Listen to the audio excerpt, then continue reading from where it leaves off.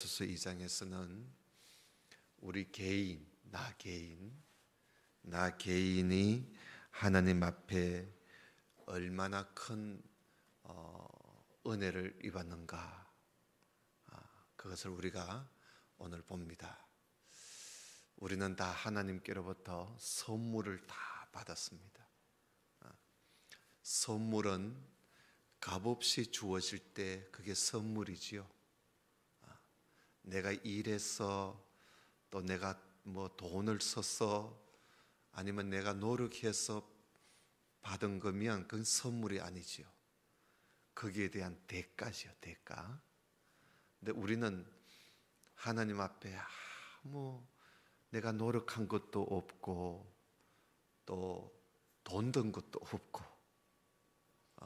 그저 하나님이 값없이 주셨어요. 값없이. 그 값없이 주신 것이 그게 구원입니다. 구원. 하나님께로부터 받은 이 구원, 하나님의 선물, 이 선물을 우리가 받기 전에는 어떠했는가, 또 이 선물이 어떻게 해서 우리에게 주어지게 되었는가, 이미 아는 말씀이지만 본문을 다시 한번 보십시다. 그게 1절에 보면 너희의 허물과 죄로 죽었던 너희를 살리셨도다. 거기에 살리셨도다 하는 단어가 글자가 좀 작지요.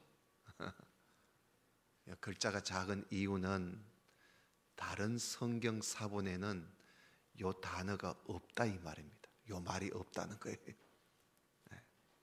여기는 있는데 어떤 성경 사본에는 이 단어가 없다는 거예요. 영문 성경에도 이 단어가 잘 없어요. 다시 말하면 우리는 허물과 죄로 죽었던 사람들이었다, 그 이야기입니다. 여러분, 허물은 뭐고 죄는 뭘까요? 허물과 죄는 따지면 다 그겁니다. 허물이 곧 죄고 죄가 곧 허물입니다. 근데 이제 우리가 굳이 구분한다면 허물은 우리가 어떤 그 표준이 있잖아요. 어떤 정해놓은 그 표준에서 빗나간 짓을 할 때 그게 이제 허물이 됩니다. 어떤 참 정해놓은 그 표준에서 벗어나서 행할 때 그걸 과실이라 그러죠. 과실, 혹은 허물, 혹은 범죄라 그럽니다. 범죄. 그러면 죄는 무엇이냐? 죄는 하나님이 정해놓으신 기준에서 어긋난 짓을 하는 걸, 그걸 죄라 그럽니다. 그러니까 빗나간 행동을 하는 걸 죄라 그럽니다. 그 말이 다 같은 말이죠. 하여튼 간에 중요한 것은 죄가 중요한 게 아니고, 허물과 죄로 우리는 원래 죽었던 사람. 허물과 죄로 인해서 우리는 우리 몸은 살아있지만, 이렇게 생명을 가지고 있지만, 여기에 죽었다는 말은 영적으로 죽었다 이 말입니다. 영적으로. 그래서 우리가 하나님께로부터 선물을 받기 전에는 우리가 영적으로 허물과 죄 때문에 영적으로 죽어 있었다는 거예요. 죽어 있었다. 영적으로 죽었다는 게 또 뭐냐? 여러분, 죽음이라는 것은 서로 이별입니다. 그죠? 관계가 끊어지는 게 죽음이야. 그러니까 하나님과 나 사이가 관계가 끊어져 있는 그런 상태를 말하는 것이지요. 그러면서 그 죽어 있을 때 2절에 봐요. 그때에, 허물과 죄로 죽었을 그때에 우리는 그 가운데서 행했습니다.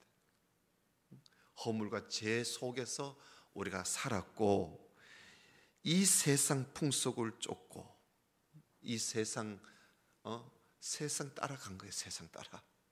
그리고 공중의 권세 잡은 자를 따랐다. 이 유대인들은요, 히브리 사람들은 우리가 보이는 이 하늘을 1층 천이라 그래요. 1층 하늘이라. 그리고 그 위에 2층 하늘이 또 있대요. 그리고 그 위에 또 3층 하늘이 있다. 그 3층 하늘이 이제 천국이래요. 천국. 우리가 보이는 이 대기권의 하늘은 1층이에요. 1층.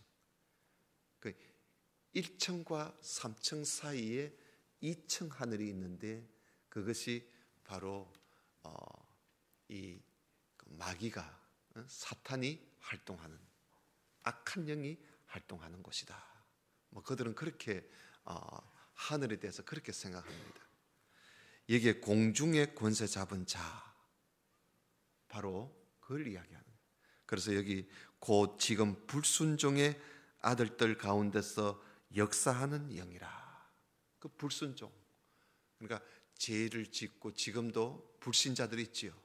불신자들 속에서 그들을 역사한다는 말은 이 영이요, 이 악한 영이 가만히 있는 게 아니고 역사를 해요. 막 지배를 하고 덤벼들고 무너뜨리고 이렇게 일하는, 역사하는, 막 설치고 다니는 그런 영이, 그 영 속에서 그들의 시키는 대로 우리가 따라다녔다는 겁니다. 옛날에 이 선물 받기 전에는.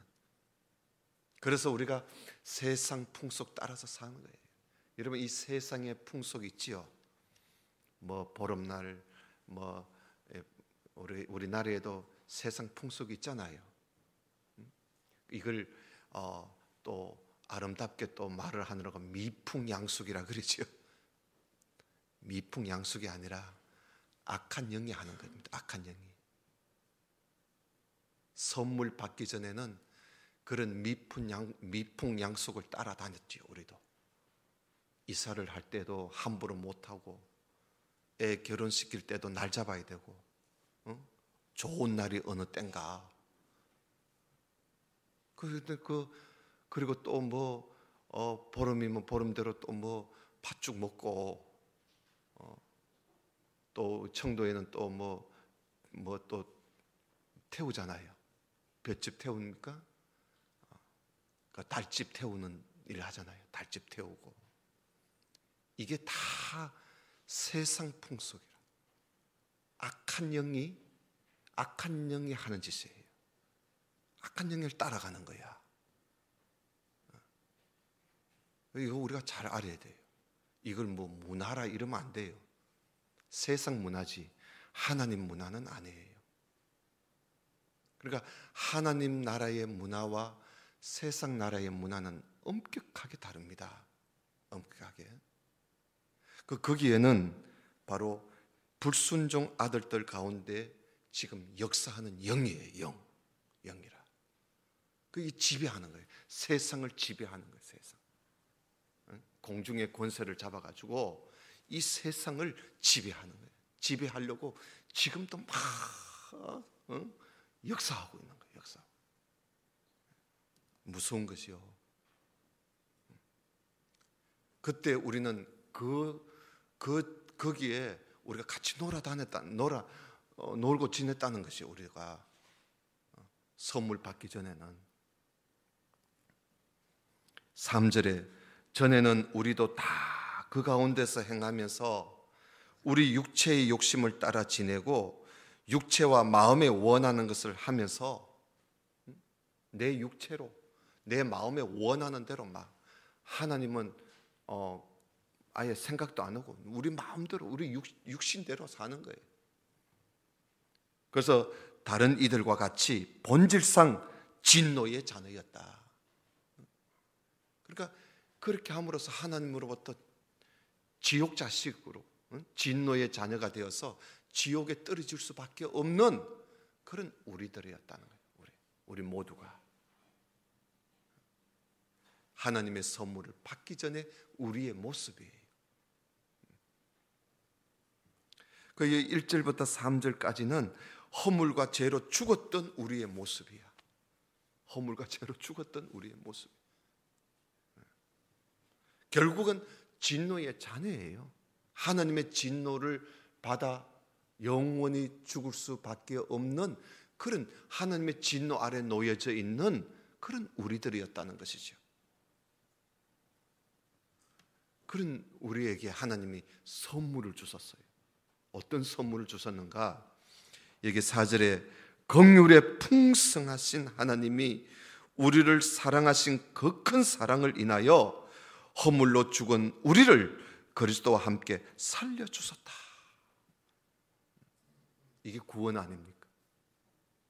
하나님이 우리를 긍휼히 여기셔서, 여기에 긍휼은요, 하나님의 그저 마음으로만 아이고 불쌍하구나 하고 마음으로만 하는 긍휼이 아니고 예수 그리스도를 보내시기까지 하는 긍휼이에요. 그래서 긍휼에 풍성하시다는 거예요. 그 풍성하신 긍휼을 우리에게 베풀어 주셔서 하나님이 우리를 예수 그리스도를 보내주셔서 우리를 건져주셨다는 거예요. 그게 하나님의 선물이지요. 우리가 뭐 하나님께 한 게 하나도 없는 거예요. 그 긍휼에 풍성하신 하나님, 그리고 또 사랑을 베푸죠. 여기 그 큰 사랑, 그 4절의 그 큰 사랑이란 말은 그의 큰 사랑, 하나님의 큰 사랑을 말합니다. 하나님의 큰 사랑이 바로 예수님 아닙니까? 예수님의 십자가예요. 그 큰 사랑, 그리고 그것으로 우리에게 은혜를 주셔서 허물과 죄로 죽은 우리를 살려주셨다. 이게 우리가 구원을 받은 겁니다.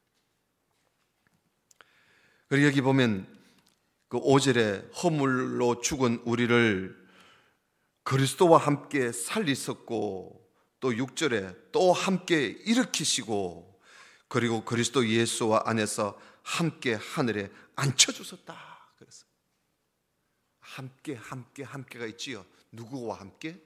예수님과 함께 말입니다.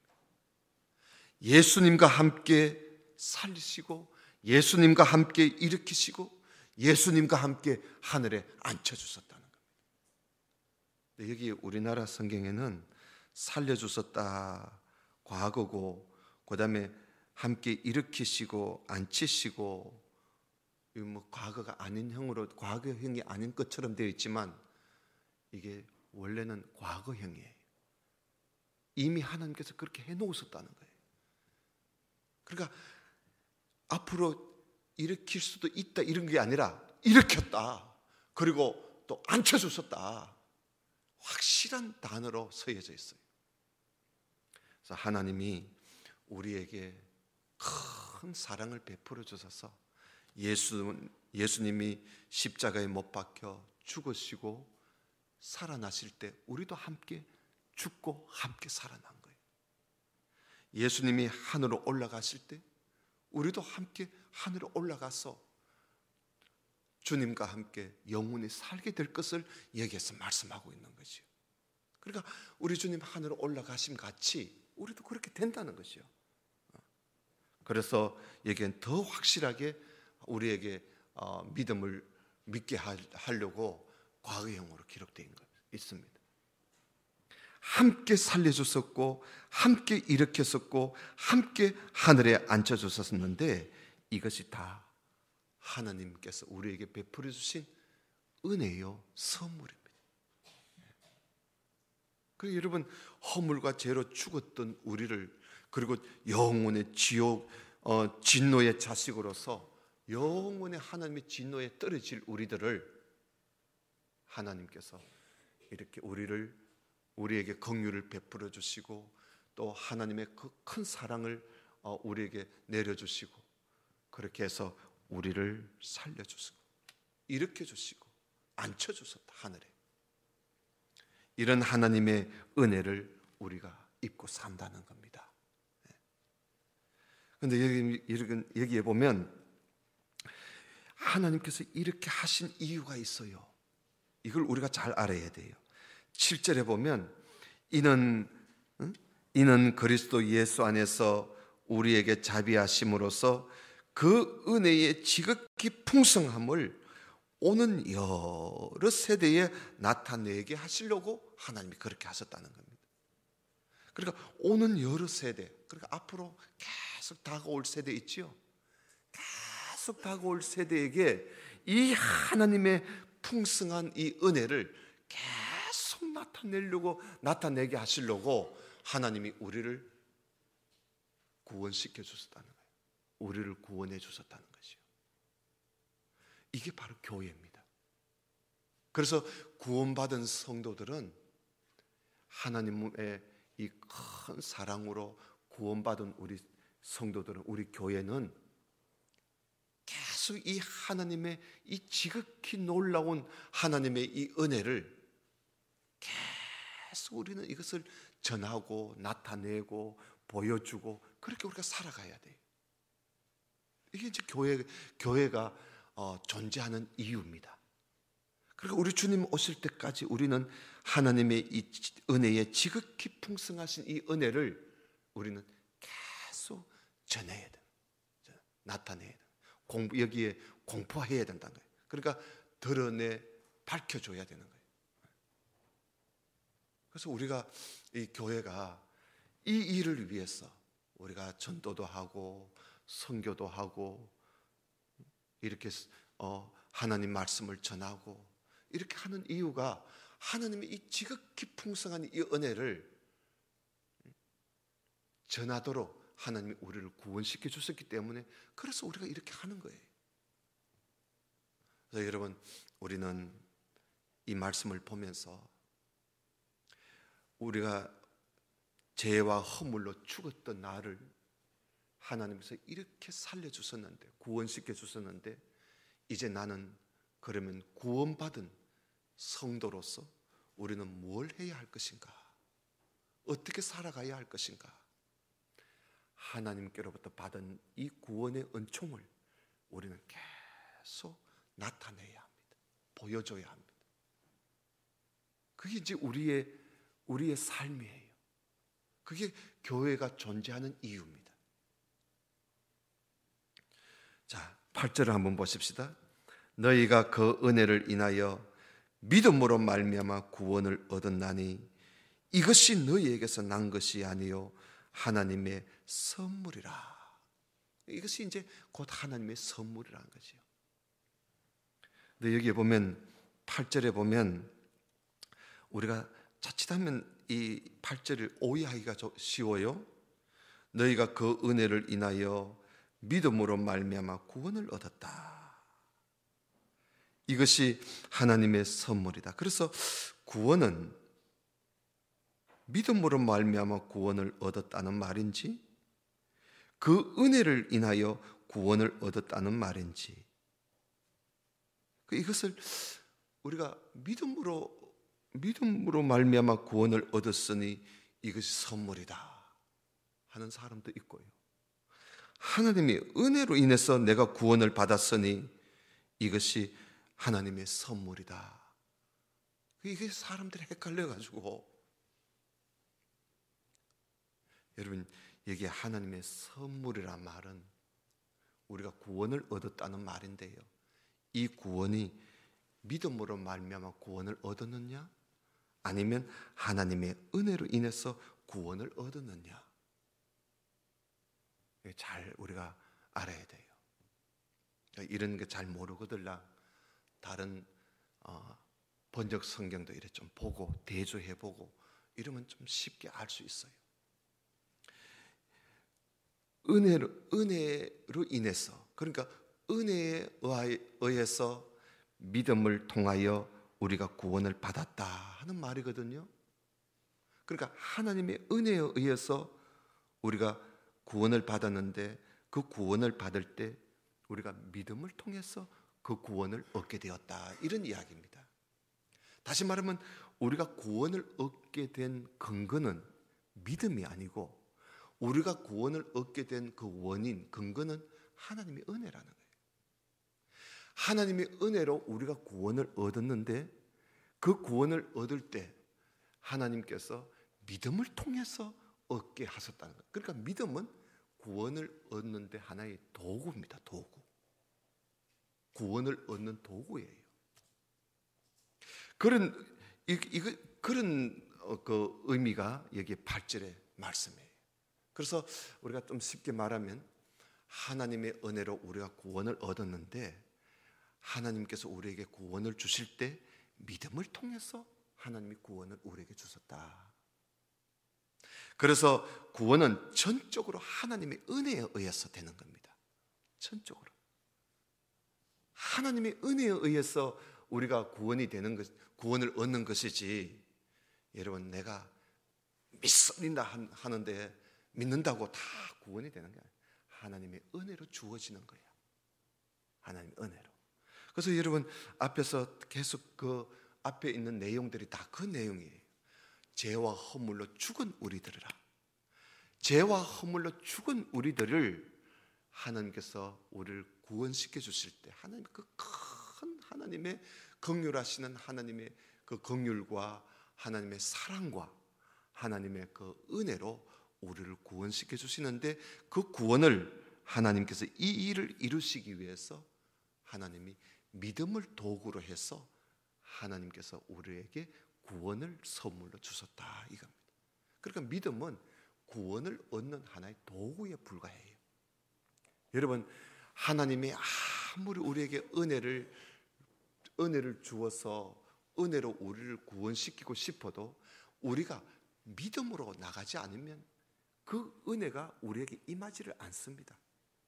임하지가 않아.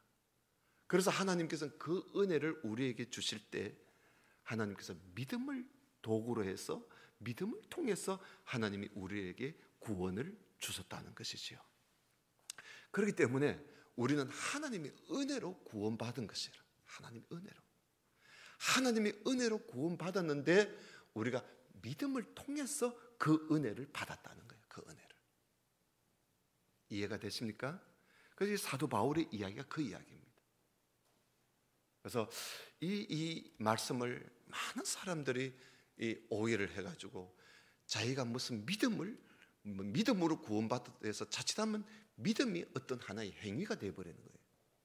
믿음이 행위가 돼가지고 믿음을 자랑하고, 하나님이요 왜 이렇게 하시느냐 하면 믿음도 자랑하지 말라는 거예요.